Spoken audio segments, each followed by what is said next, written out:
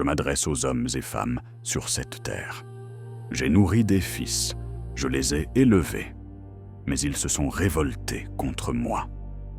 Le bœuf connaît son maître, et l'âne la crèche de son seigneur. Mais mon peuple ne connaît plus ma voix, et ne comprend plus mes voies. Je vous ai enseigné la justice, et vous avez aimé l'iniquité. Je vous ai donné mes commandements comme une lampe pour vos pas. Mais vous avez préféré marcher dans l'ombre et appeler cette obscurité liberté. Vos mains sont pleines de violence et vos lèvres pleines de mensonges. Vous parlez de paix alors que vos cœurs méditent la ruine. Vous honorez mon nom par des paroles, mais vous me reniez par vos actes. À quoi me servent vos prières lorsque vous écrasez le pauvre? À quoi me servent vos chants lorsque l'étranger gémit à vos portes? Je détourne mon visage de vos offrandes, car votre justice est corrompue, et votre droiture est devenue marchandise. La terre, elle-même, se lamente sous vos pas. Elle chancelle, car vous l'avez pillée sans retenue.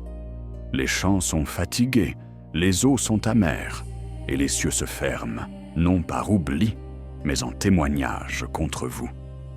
Vous avez dit dans votre orgueil, « Nous sommes en sécurité ».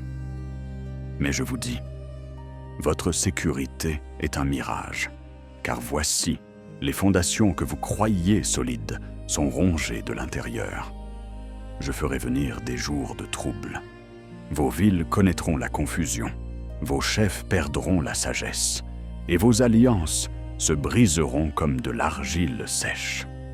Vous chercherez la paix et ne la trouverez pas, car vous l'avez rejetée lorsque je vous l'offrais. Ce châtiment ne viendra pas soudainement, mais comme une maladie ignorée trop longtemps. Car je vous ai averti par la parole, par la conscience, par les signes du temps. Et vous avez dit, cela n'arrivera pas. Malheur à ceux qui appellent le mal bien et le bien mal. Malheur à ceux qui se justifient eux-mêmes et ferment leurs oreilles à la vérité. Car leur chute sera lourde, et nul ne pourra dire qu'elle fut injuste. Cependant, car je ne prends pas plaisir à la ruine, si vous déchirez vos cœurs et non vos vêtements, si vous cessez l'oppression et relevez celui qui est tombé, alors je retiendrai ma main et je ferai refleurir ce qui était desséché. Mais si vous persistez dans votre endurcissement, je vous livrerai à vos propres voies, et vous saurez alors que vivre sans ma loi est un exil, et que le silence de Dieu est plus redoutable que le tonnerre. Moi, le Seigneur, j'ai parlé.